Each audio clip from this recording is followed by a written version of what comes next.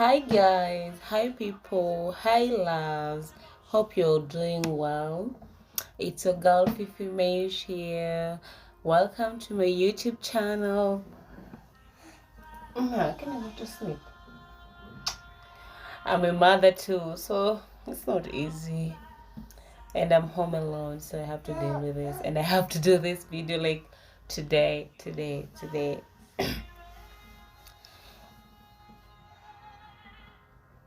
I provide the sacrifice. So, okay. Today I want us to talk about Fifi. Me. Who is Fifi? Where was she born? I mean, where did she come from? Her growing up. These are the questions I have been receiving from people all along, even before I thought of starting a YouTube channel. And many people used to ask me like why I don't have a YouTube channel, because I'm fun, I'm outgoing, I love traveling. And I was like, God's time is the Mama is not. I don't want you to be on the camera right now. Okay? Your time will come.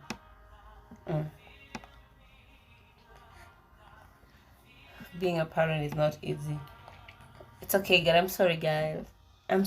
Let me deal with this baby. Yeah, so I got that sorted. Hopefully. She's about to take a nap, and my baby is so fussy when she wants to go to sleep. She's so fussy. So I want to talk about Fiona.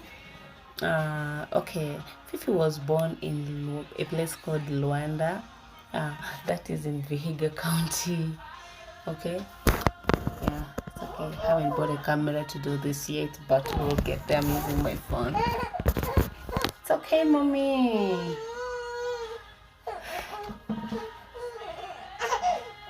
Guys, I don't know if we're gonna make it through this video. Hi, mama. Yeah. Yeah. Yeah. Yeah. Here's the music. Here. Yeah.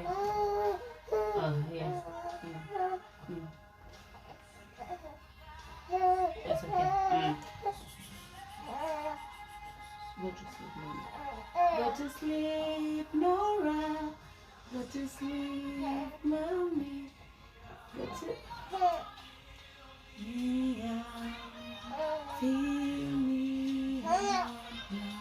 Feel me out.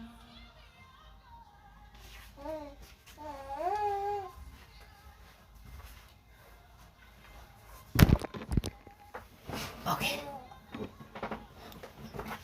Yes, so as I was saying, I was born in a place called Luanda in Vihiga County. I was raised up by my grandparents, and I love them so much.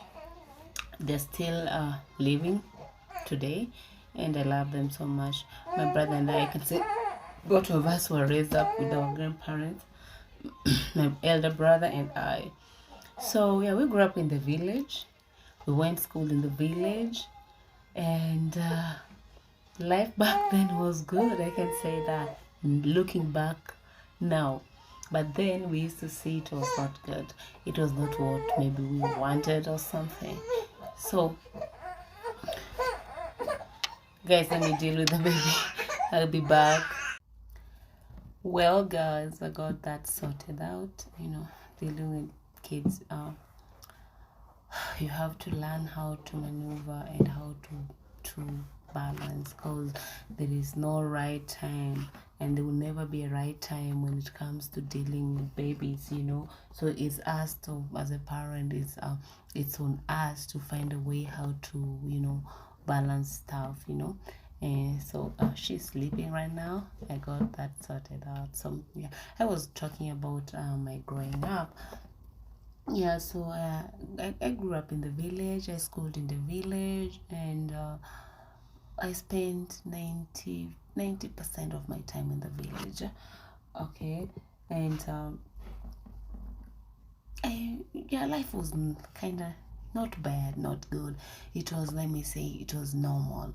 It was a normal life, because I remember my grandparents used to own a restaurant around the market, the nearby market. So probably we will eat a little, a nice meal, so I remember back then in school, but where I went to school in primary, we used to smear our classes. So we used to bring with us cow dung, and water, So every Friday, we will in the afternoon at 3, we will smear our classes, and we used to love it. We used to enjoy it. It was enjoyable, So they'll tell us to come with a fight. Okay, my husband always corrects me on that. He tells me, baby, it's not come with, it's bring with us. Well, I didn't go to the group of schools. Okay, so yeah, so we used to bring with us firewood to cook for the teachers, and then we used to have a restaurant. So every break time, they will send me to the restaurant to bring mandazis for them. So that feeling when you sneak out of school and go take a cup of tea and come back quickly.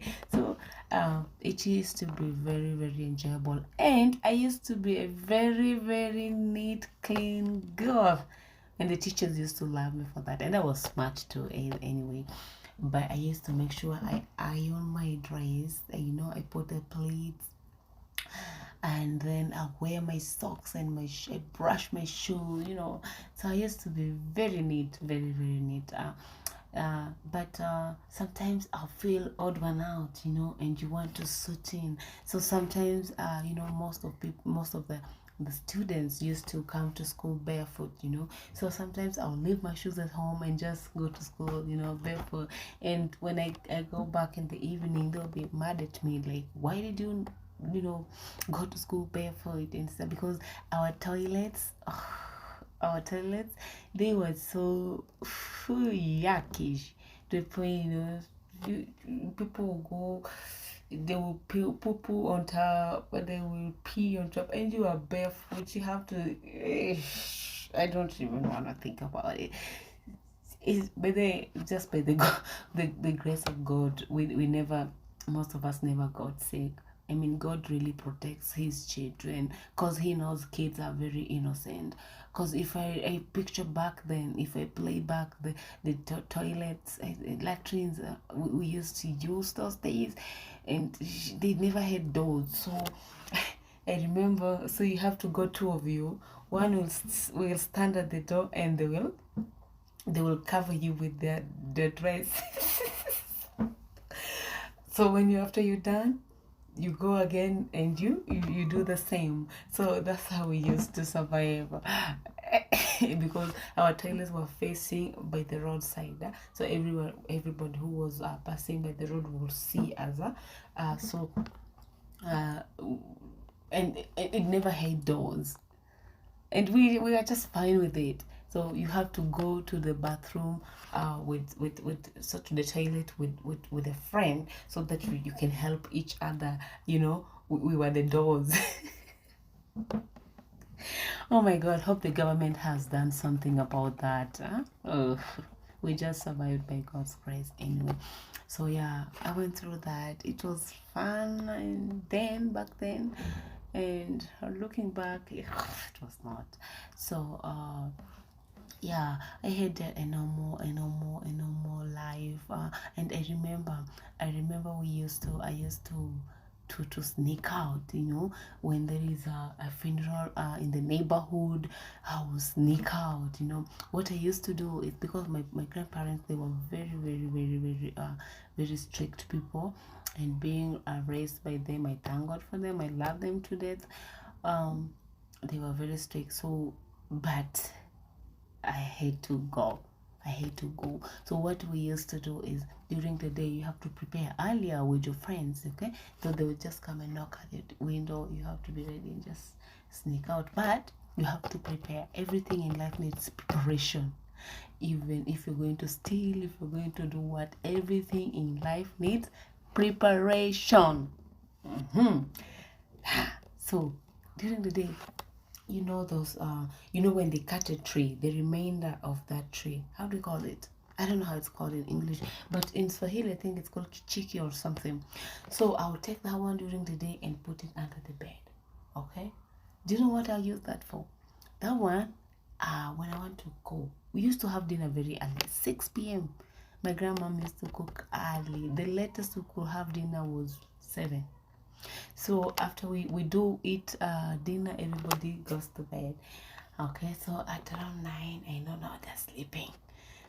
I take my something, I put on the bed, I make very well like there's someone laying down, and then I cover it very well because my bedroom never used to have a door.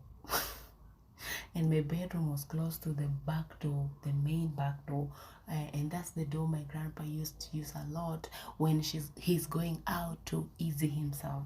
And every time he will go outside, he has to check if the kid is covered or well, just how parents are.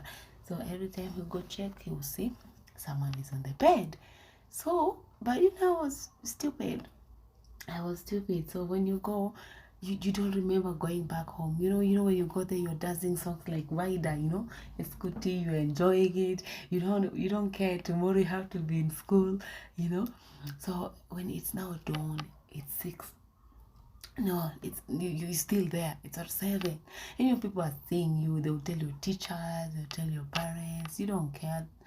You don't think about that at that moment. So I start coming home, and I'll meet my grandpa at the door, or maybe he's coming from the bathroom because he used to be an early bird. He used to wake up very early to go and open the restaurant. So I'll meet him. So he'll be like, "Where are you coming from?" Or "Where did you go this early?" Because he doesn't think I went out tonight at night time because he saw me on the bed. Okay, so he will go back inside first. So I'll be like someone who has lost her way. I don't know myself. I'm so scared. I'm just so frightened. I'm so freaking out, So he will go back inside and check on the bed. Then now he uncover. Oh my God. I received the beating of the year, and it had rained the entire night. They had stored the water. So what my grandpa did, he picked me up, dipped me inside the water, hit me up. He really beat me up so bad. I had bruises. I was swollen. And my grandma was screaming, "Stop, stop, stop!" And the neighbors are watching. Everybody is now watching. They're standing at the gate. They're watching. The embarrassment. Oh my God! I don't want to think about that. The embarrassment. So what will happen, I will not go to school that day, of course, because he was swollen all over. My grandpa didn't know how to beat someone. He'll beat you anywhere. That's why he never used to like to beat anybody, but we used to push him to doing it. Now we can see we used to push them, but then we saw maybe he hates us, he hates me and stuff. But no, it was just part of growing up. But still I'll go. So most of the time he will tell me, when you're leaving, you have to leave the door open. Okay, you have to leave the door open so that when you come back, you can just enter. But now he will just tell me. My friend will come and knock at the window, and then I'll sneak out. So after I just leave the house, he will come and close the door. So when you come back, the door is closed. My friend, you stay at that door until when they wake up. Where were you? Again, another beating. But we never used to listen. Anyway, it was fun. But I remember growing up also, I used to be very, very defensive. Very, very defensive. Like if you cross my line, I just beat you up, or we just fight, and that is it. We done. We finished that, okay? So parents used to report me to my grandparents a lot. "Oh, Fiona has done this, Fiona has hit my child." But I never used to cross anyone's line. But if you cross mine, we're gonna deal with it, okay? So Yeah, so I grew up to be defensive. The reason was I never had anyone to talk to, like anyone I could go to and share my how I'm feeling, my feelings to, and that's why I say to the parents of today, it's very important for you to create a platform for your child to be free to talk to you about anything, be friends with your kids, because I can see the effects of it. My mom died at that point where I needed her really very much in my life. Okay, I was now getting into teenage stage. That is the point I needed a mother figure in my life to talk about things, period, sex, and that is the time she had to pass, and may her soul rest in peace. And I remember a night to her burial, something really bad happened to me that today I've never shared with anybody because of the fear, because of the fear, like how will people take it, they're gonna judge me, they're gonna talk bad, so I maybe someday I'll talk about it in the video, or maybe no, it takes God's grace, but we shall see. My point is, parents, please talk with your children. Growing up, I just knew like there's no having a conversation. Like there's no other way of solving issues apart from just being beaten up. So I didn't even think of there's a way like you can talk to your parent and discuss things with your parent. No, I just knew you do a mistake, you get beaten up, that is it. You do a mistake, you get but no, sometimes that never solves problems. uh, if you look at it in America right now, you find like 99 90% of these teenagers are so depressed. They're so depressed to a point they don't want to share. Some commit suicide, some just end up in drugs because of depression, because maybe their parents haven't created that environment of them talking about things. You get it? So uh but these days I think we are more exposed to stuff. Internet has exposed us to things. We learn a lot on internet than way back, whereby we didn't have phones, and yeah. So it's very important to play a parent figure in your kids' lives. I missed that. My dad was never in my life when I was growing up, and when we grow up, it's very hard to now accept them back in our lives, and love them. You have now to start learning. It's a whole process, and that's another thing I'll talk about it as we go on. Okay. uh so yeah, it was never easy, but by the grace of God, we're where we are today. So people ask me how I got to America, how I got married, how I've survived all through. I'll talk about that. I have a lot in store.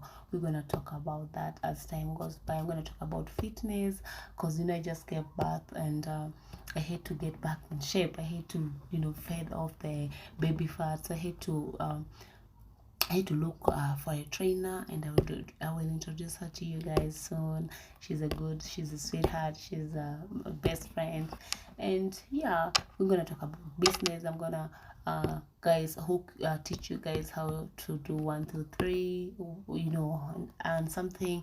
I'm gonna teach you guys how to mix colors, fashion, dress. I love fashion so much. So we're gonna talk about a lot, okay? But for now, I was just talking about my childhood, how I grew up. It was fun. It was not fun, And I used to love my neighbor kids a lot, to a point even I would take my shoes and give them away. And when my mom would ask me about it, I would just lie and say I lost them, because it used to pain me seeing a friend or a neighbor walk barefoot and they have like 4 or 5 pairs of shoes. So I started giving when I was very little, and I'm telling you, it's never in vain. It's never in vain. Giving is never in vain. It has brought me to where I am today. Trust you me. giving is never in vain. And the moment I realized the power in giving, that's the more I did put the impact on it, okay? Because I know what it has done for me. It's a testimony. I'm a living testimony, okay? So when you can help somebody, do it wholeheartedly, and trust me, God will never ever forget you. That is something you can invest in your future. Because sometimes you get to a point you need God really bad. You just remind God of something you did, and God will come through for you. Okay, thanks guys for your time. Please subscribe to my channel, like, share. I mean, you're my friends on Facebook. Like, I have more than 4,000 friends, and you cannot even subscribe. Even 1,000 cannot subscribe. Really? Even if you hate me, just subscribe to wait for something you can criticize, and then come criticize. I will take it positively, okay? So guys, I'll see you in my next video. Thank you so much for watching, for tuning in. I love you, and mwah.